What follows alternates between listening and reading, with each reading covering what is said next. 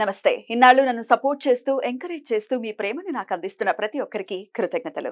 అలాగే ఈ వీడియో కూడా ఖచ్చితంగా మీకు ఉపయోగపడుతుంది. లైక్, షేర్ అండ్ సబ్స్క్రైబ్ చేసి మీ సపోర్ట్‌ని నాకు అందించండి. అలాగే ఈ వీడియో పట్ల మీకున్న అభిప్రాయాన్ని కామెంట్ సెక్షన్‌లో కామెంట్ చేసి తెలియజేయండి. ఇప్పుడు వీడియోని చూద్దాం. నమస్తే, వెల్కమ్ టు అవర్ ఛానల్. నేను కుప్పా పద్మిని. ప్రస్తుతంతో పాటు ప్రముఖ ఆధ్యాత్మికవేత్త, ప్రముఖ న్యూమరాలజిస్ట్ లక్ష్మీ నరసింహస్వామి ఉపాసకురాలు శ్రీమతి స్రవంతి గారు మనతో పాటు ఉన్నారు. మాట్లాడదాం. నమస్తే అక్క. నమస్తే పద్మిని. అక్క, మాఘ అమావాస్య వస్తోంది. ఈసారి మరింత విశేషంగా ఆదివారం అమావాస్య. ఆదివారం అమావాస్య ప్రతి అమావాస్యకి కూడా చాలా విశేషంగా వరాహిదేవికి అలాగే శ్యామలాదేవికి కూడా విశేష శ్రీచక్రార్చనతో కూడినటువంటి హోమం నిర్వహిస్తూ ఉన్నాము. సో ఒక్కసారి చెప్పండి ఈసారి జరిగేటటువంటి క్రతువు గురించి. తప్పకుండా చెప్తాను పద్మిని. ఎందుకంటే అమ్మవారు ఒక్క హోమం చేద్దామని అనుకుంటే 11 times అంటే 11 months కాన్సిక్యూటివ్లీ చేసుకుంటూ ఇది 11th అమ్మవారిది శ్యామల అమ్మవారిది 12th టైం అవుతుంది. వారాహి అమ్మవారికి 11th టైం అవుతుంది. ఇది ఇంకా ఇది ఇంకా లాస్ట్ అని అనలేదు నేను. ఎందుకనంటే నాకు అనిపిస్తుంది ఏంటి అనంటే కంటిన్యూ చేద్దాము అని అనుకుంటున్నాను. అది అమ్మవారి సహకారం తప్పకుండా ఉంటుంది మనకి. ఎందుకంటే ఆవిడ అనుగ్రహం లేకపోతే ఇన్ని నెలలు చేయడం అనేది అసలు పొరపాటును కూడా మనం ఇలా చేయలేం. కాబట్టి ఈసారి కూడా అమ్మవారి తప్పకుండా కంటిన్యూ చేద్దామనే ఉంది నా మనసులో. మరి అమ్మవారు ఎలా అంటే ఎలా చేయించుకుంటారు అనేది మనం చూడాలన్నమాట. ఎందుకంటే ఈసారి ఏం చేద్దాం అనుకుంటున్నానంటే నెక్స్ట్ మంత్ నుంచి డైరెక్ట్ గా ఎవరెవరైతే వస్తారో వాళ్ళకి కూడా ఆహ్వానించి చేయించాలని అనుకుంటున్నాను. అంటే అనుకున్న వాళ్ళు ఉంటారు, లేదు అంటే డైరెక్ట్ గా పార్టిసిపేట్ చేయాలనుకున్న వాళ్ళు ఉంటారు. హోమంలోను పూజలోను వస్తే వాళ్ళకు కూడా అర్థమవుతుంది కదా అమ్మవారు తీవ్ర దేవత లేకపోతే సాత్విక దేవత అనేది వచ్చిన వాళ్ళకు కూడా అర్థమవుతుంది. మన క్రతువు అనేది కూడా చూస్తారు కదా అనేది నా అభిప్రాయం అనమాట. ఏదో ఎవరికో భయపడి మనం ఆపేసినట్టు అవుతుందా అనేది ఒక క్వశ్చన్ మార్క్. ఇప్పుడు ఇదే లాస్ట్ అన్నాం అనుకోండి, అదిగో మేము చెప్పాం ఇంకా ఆపేసారు చూడండి అనుకుంటారేమో అని చెప్పి ఎవరికి భయపడాలి అది అందుకని నాకేమనిపించింది అని అంటే వారాహి అమ్మవారికి కానీ శ్యామల అమ్మవారికి కానీ చేసినప్పుడు చాలా మందికి చాలా పనులు అయ్యాయి. మనకి క్లయింట్స్ వాళ్ళకి కూడా చాలా మందికి పనులు అయ్యాయి. కాబట్టి అలా కంటిన్యూ చేద్దామని అనుకుంటున్నాను. అమ్మవారు తప్పకుండా అనుగ్రహిస్తారు అన్న నమ్మకం కూడా నాకుంది. కాకపోతే కార్యాచరణ ఎలా ఉంటుంది, ఎలా చేయాలి అనే దాని మీద ఇంకొంచెం వర్కౌట్ చేసుకోవాలన్నమాట. ఎందుకంటే ఈసారి ఏదన్నా కూడా చేస్తే కూడా అలానే ఒక 11 నెలలు చేయాలనే సంకల్పంతోనే చెయ్యాలి అని, అది ఎలా చెయ్యాలి అనేది కొంచెం కూర్చొని మాట్లాడుకోవాలి. మనం మాట్లాడుకున్న తర్వాత చేద్దామని. పీఠంలోనే జరుగుతుందా? ఆ పీఠంలోనే జరుగుతుంది. ఈసారి అంటే ఇప్పుడు మాఘ అమావాస్యతో అయిపోయిన తర్వాత నెక్స్ట్ మనం మళ్ళీ పాల్గొన మాసంకి వెళ్ళిపోతాం కదా. పాల్గొన మాసంలో మనం ఎవరినైనా డైరెక్ట్ గా పిలవాలా ఏంటి అనేది ప్రత్యేకంగా ఆలోచించుకొని చేయాలన్నమాట. దసరా నవరాత్రుల్లో అయితే విశేషంగా చేసాం. అలాగే ఎవరైతే వస్తారో చక్కగా వచ్చి చూసి మన స్కందగిరి ఆలయంలో జరిగింది చాలా విశేషంగా. సో అట్లాగే ఎవరైనా రావాలి, ఇంకా డైరెక్ట్ గా హోమంలో పార్టిసిపేట్ చేయటం కానీ లేకపోతే శ్రీచక్ర అర్చనతో మనము అక్కడ శ్రీ విద్య దీంతో చేస్తారు కదా, శ్రీ విద్య స్టైల్. అవునవునవును. శ్రీ విద్యోపాసనలో ఎలా అయితే చెప్పారో అమ్మవారిని ఎలా ఉపాసించాలి అని చెప్పారో అలానే మనం ఉపాసన చేస్తాం అమ్మవారిని. అలాగే అమ్మవారికి మూల మంత్రంతోనూ సహస్రనామాలతోనూ అమ్మవారికి హోమం నిర్వహించుకుంటాం. రైట్ అక్క. అయితే ఈసారి మాఘ అమావాస్య అంటే ఆదివారం వస్తోంది. మాఘ ఆదివారం చాలా చాలా విశేషము. ఆ ఆదివారం అమావాస్య, ఆదివారం అమావాస్య అంటేనే అత్యంత పుణ్య తిథి. ఖచ్చితంగా రకరకాలు అంటే చీకటి ఉంటుంది కాబట్టి భయపడేటటువంటి పరిస్థితి ఉంటుంది. తమిళనాట చూసుకుంటే చాలా అసలు పవర్ఫుల్ డేగా నేను వింటూ ఉంటాయి కదా. మంచి అంటే స్టార్ట్స్ ఏమైనా చేయాలంటే అమావాస్య రోజు స్టార్ట్ చేస్తారు. తిథుల్లో మంచి చెడ ఏమిటి తిథులకు ఆపాదించాల్సిన అవసరం లేదు. మంచిని చెడని ఎండ్ ఆఫ్ ది డే మళ్ళీ ఒక న్యూ బిగినింగ్ అమావాస్య నుంచి స్టార్ట్ అవుతుందని ఎన్నో సార్లు మీరు కూడా చెప్పి ఉన్నారు. సో వారాహిదేవికి ఎప్పుడు అలాగే శ్యామలాదేవికి ఎప్పుడు జరుగుతుంది ఆ రోజు? మనకి పొద్దున్న పూట శ్యామలమ్మకి చేసుకుంటాము 11ంటికి, సాయంత్రం 7ంటికి అమ్మవారికి వారాహి అమ్మవారికి చేసుకుంటాం అనమాట. ఇప్పుడు మనం అలానే చేస్తాము. ఈసారి కూడా అలానే చేసుకుంటాం. అయితే ఆదివారం నాడు వచ్చింది కాబట్టి మనము సూర్యనారాయణ స్వామికి కూడా మనం ఏదైనా సమర్పించుకుందాం ఆ రోజు అని అనుకుంటున్నాము. టైం గనక మనకి ఇస్తే గనక, టైం ఏమన్నా ఉంటే గనక సూర్యారాధన కూడా ఆ రోజు తప్పకుండా ఉంటుంది విశేషంగా అని చెప్పి చెప్పుకో. మీ ఇంట్లో ఆల్రెడీ జరుగుతోంది సూర్యారాధన ప్రతి మాఘ ఆదివారాలు కదా? ప్రతి మాఘ ఆదివారం. అది నిజంగా చెప్పాలంటే విశ్వనాథ్ గారికి చాలా థ్యాంక్స్ చెప్పాలి. ఎందుకంటే మనకు ఆ ఆలోచన రావడానికి అరుణ పారాయణం చేయించండి నెలకొకసారి అని మనం అనుకున్నప్పుడు, అసలు మాఘమాసం 4 ఆదివారాలు చేయించుకుంటే చాలా మంచిది అని అనుకోవడం, అలానే ప్రతి వారం చక్కగా ఎటువంటి ఆటంకం లేకుండా ఇంట్లో వాళ్ళు కూడా నాకు చాలా సహకరిస్తారు. పద్మిని, నేను ఎలా చెప్తే ఇలా చేసుకుందాం అనుకుంటున్నాం అంటే సరే నీ ఇష్టం అని అంటారు. అలానే ఆదివారం అరుణ పారాయణం చేసినప్పటి నుంచి ఆదివారాలు చాలా ఫాస్ట్ గా వస్తున్నాడు అనిపిస్తుంది. చాలా బాగుంటుంది అరుణం చేస్తూ ఉంటే. స్వామికి ఆ 12 నమస్కారాలు చేస్తూ చక్కగా మహాసౌరం కూడా చేస్తున్నట్టున్నారు. మహాసౌరం త్రిచతో కూడినటువంటి నమస్కారం. అవును, నమస్కారం చేస్తున్నారు. అయితే నేను చూసింది ఏంటి అని అంటే, చేసినప్పటి నుంచి అదిత్రి ఉంది కదా, కొంచెం అన్నం తినడానికి చాలా మారం చేసేది, తినేది కాదు. ఆ తినకపోయేసరికి దానికి విసుగు, ఆ చదువు అంత ఎక్కువ అని. కానీ అరుణ పారాయణం చేసినప్పటి నుంచి అమ్మ నాకు ఇది కావాలి, నేను ఇది తింటాను అని చెప్తోంది. చూస్తోంది అక్కడ, చూస్తోంది, దండం పెట్టుకుంటుంది, చూస్తుంది. చాలా డిఫరెన్స్ కనపడింది నాకు దాంట్లో. అందుకు అంటే రవి నక్షత్రం కదా, కనెక్ట్ అలానే ఉంటుంది. కనెక్ట్ అలానే ఉంటుంది, చాలా డిఫరెన్స్ కనపడింది.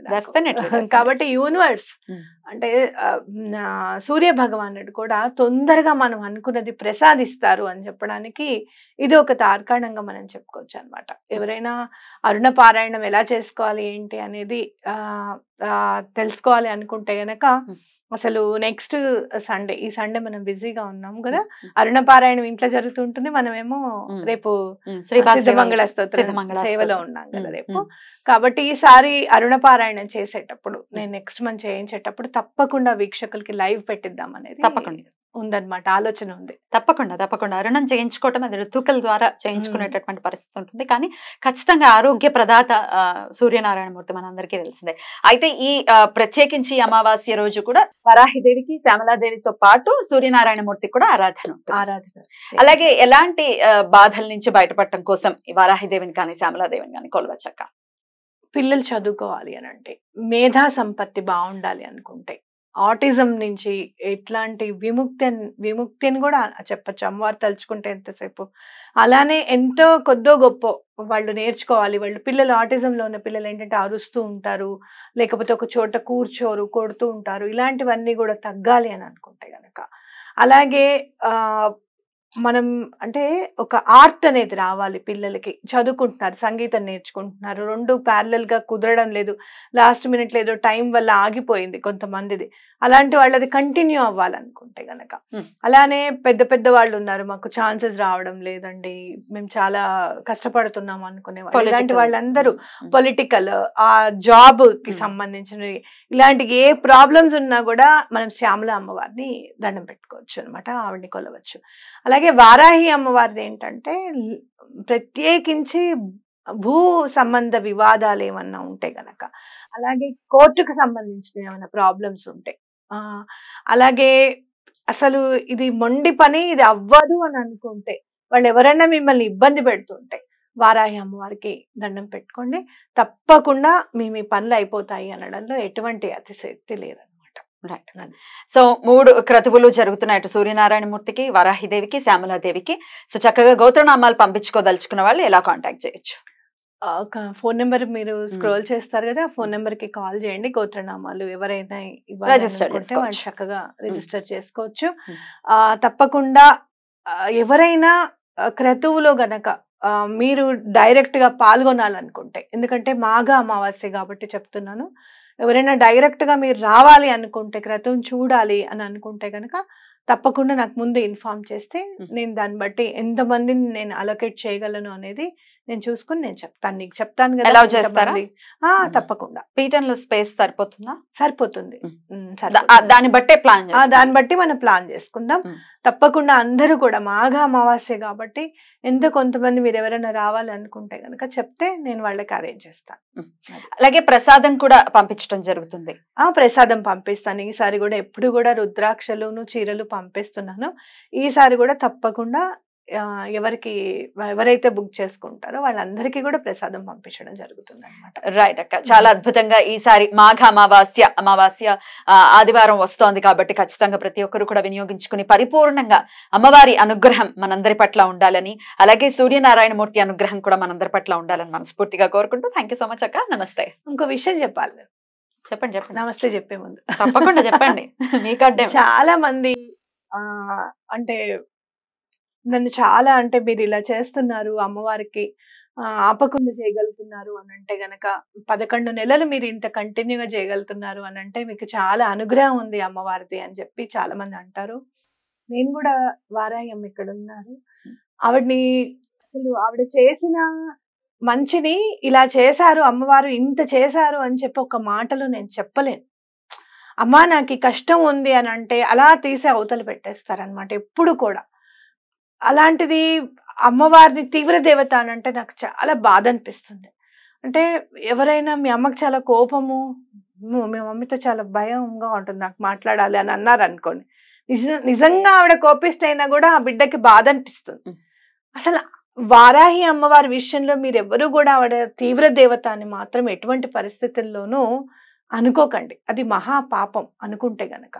సరే అనుకునే వాళ్ళు ఎవరన్నా అనుకోండి, కానీ ఇది లాస్ట్ అండ్ ఫైనల్. వాళ్ళకి నేను సమాధానం చెప్పడం కూడా, నేనేమి ప్రతిరోజు సమాధానం చెప్పడానికని మనం ఏమి అసలు వద్దక్క అంత టైం వేస్ట్ చేయొద్దని. అయితే నేను మాత్రం ఈ విషయం ఖచ్చితంగా నేను చెప్పాలి. ఎందుకనంటే ఏంటిది ఇలా మాట్లాడుతున్నారు, మనం అమ్మవారికి సేవ కదా చేసుకుంటున్నాము, ఏవో ఒక్కొక్కళ్ళు ఒక్కొక్క రకంగా సేవ చేస్తారు, మీరు ఇలానే చెయ్యాలి, ఒకళ్ళు నుంచొని మాట్లాడితే సేవ అని అనుకుంటే, నేను ఇలా అమ్మవారికి క్రతువులు చేస్తూ లేకపోతే దత్తాత్రేయ స్వామికి హోమాలు చేసుకుంటూ ఇంట్లో అరుణ పారాయణం చేసుకుంటూ ఇలాంటివి నేను సేవ అనుకుంటున్నాను. నా సేవ పద్ధతి ఇది. దాని వాళ్ళు వ్యాపారం అంటున్నారు అని అనుకున్నారు, కానీ వ్యాపారము అని అనుకొని కావాలంటే వేరే వేరే వ్యాపారాలు ఉన్నాయి అని చెప్పి మనసు బాధపడేటట్టు మాట్లాడితే మాత్రము తప్పకుండా భగవంతుడు చూసుకుంటాడు వాళ్ళని నేను ఖచ్చితంగా చెప్తాను. ఎందుకంటే నాకు ఇవాళ శ్రీపాద శ్రీవల్లభుల వారిది గుర్తుకొచ్చింది.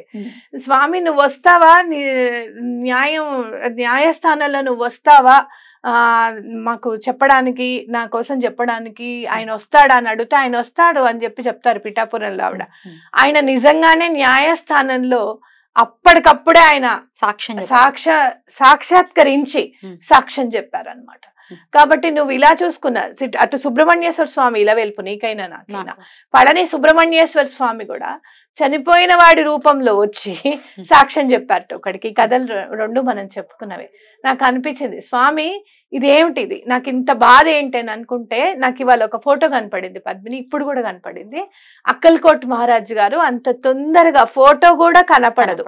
ఆయన చాలా అసలు చెంచల భారతి అని కూడా అంటారు, ఆయన ప్రజ్ఞాపురం చెంచల భారతి అని కూడా అంటారు ఆయన్ని. అక్కల్కోట్ మహారాజ్ గారు కనపడ్డారు అని అంటే మనం దత్త సాంప్రదాయంలో ఒక ఇంత ముందుకు వెళ్ళిపోయామనే లెక్క అని చాలా మంది చెప్పారు నాకు. అది ఈ మధ్య మొన్న అక్కల్కోట్ మహారాజ్ గారు అమ్మవారి రూపంలో కనపడ్డారు నాకు. ఎలా? చీర అది కట్టుకుని ఆయన ఫోటో ఉంటుంది, నీకు చూపిస్తాను. అమ్మవారి రూపంలో కనపడ్డారు అని అంటే నాకేమనిపించిందంటే, అమ్మవారికి మనం ఇంత హోమాలు అవి చేసుకుంటున్నాం కదా, అమ్మవారు అక్కల్కోట్ మహారాజ్ రూపంలో కనపడి నన్ను ఆశీర్వదించారు. ఇది చేయడంలో నీ ఎటువంటి ఇది లేదు, నువ్వు చక్కగా చేస్తున్నావు, నాకు అందుతోంది అని చెప్పి అమ్మవారు నాకు చెప్పారు అని చెప్పి నేను అనుకుంటున్నాను. కాబట్టి మీకు ఇంతకంటే వేరే సమాధానం నేను చెప్పాల్సింది ఏమీ లేదు. భక్తులను ఏమన్నా అనుకుంటే ఆవిడ క్షేత్ర పాలకురాలు కేవలం కాశీకే కాదు, మనందరికీ కూడా పాలకురాలు ఆవిడ. ఆవిడ పూజ నేను చేస్తున్నా, అనవసరంగా ఏమన్నా అంటే కనుక అమ్మవారు చూసుకుంటుందని గట్టి నమ్మకం నాకుంది. ఇప్పటి వరకు నేను అమ్మవారికి అప్పచెప్పదలుచుకోలేదు. సర్లే ఏదో మాట్లాడుతున్నారు ఎందుకులే, ఆవిడ ఎందుకులే మనం చేయడం అన్నట్టుగా నేను ఇప్పటి వరకు నేను అనలేదు. కానీ ఎవరైనా కానీ మనసు బాధపడేటట్టు మాట్లాడద్దు ఎవరిది కూడా. అలా మాట్లాడితే మాత్రం తప్పకుండా శ్రీపాద శ్రీవల్లభులే చూసుకుంటారు అనడంలో ఎటువంటి, నాకు మాత్రం ఇంత చిన్న డౌట్ కూడా లేదు. అంత ఉందా నీకు అని అంటే ఎస్ అంత ఉందనే చెప్తాను. శ్రీపాద శ్రీవల్లభులు వారే చూసుకుంటారని ఖచ్చితంగా చెప్తాను. ఇది చేసుకోండి అది చేసుకోండి అని సజెషన్స్ ఇస్తున్నారు కదా, ఎవరు ఏది చేస్తే అదే. నోటికి ఎంత వస్తే అంత మాట్లాడకూడదు పద్మిని. కడుపు నొప్పి వచ్చింది నాకు, మీకు కడుపు నొప్పి వచ్చింది, ఎప్పుడు మీరేదో జీలకర్ర తిని కడుపు నొప్పి తగ్గించుకున్నారు, మీరు నాకు అదే చెప్తారు. అవును కదా, మీరు ఏదైతే చేస్తారో అదే అవతల వాళ్ళకి సజెషన్ ఇస్తారు. అవును. సింపుల్. ఇది చేసుకోండి అది చేసుకోండి అన్న వాళ్ళు అది చేశారు కాబట్టి ఇది చెప్తారని నేను భావిస్తాను. ఇట్స్ ఓకే అక్క, అసలు టైం వేస్ట్ చేయాల్సిన అవసరం లేదు, because we have many other works to do. నేను ఇంకా వేరే ఎప్పుడు కూడా మీకు సమాధానం చెప్పాల్సిన పని ఉండదు, అవసరం కూడా రాదు. శ్రీపాద శ్రీ వల్లభులే చూసుకుంటారు. రైట్ అక్క, thank you so very much. నమస్తే. నమస్తే.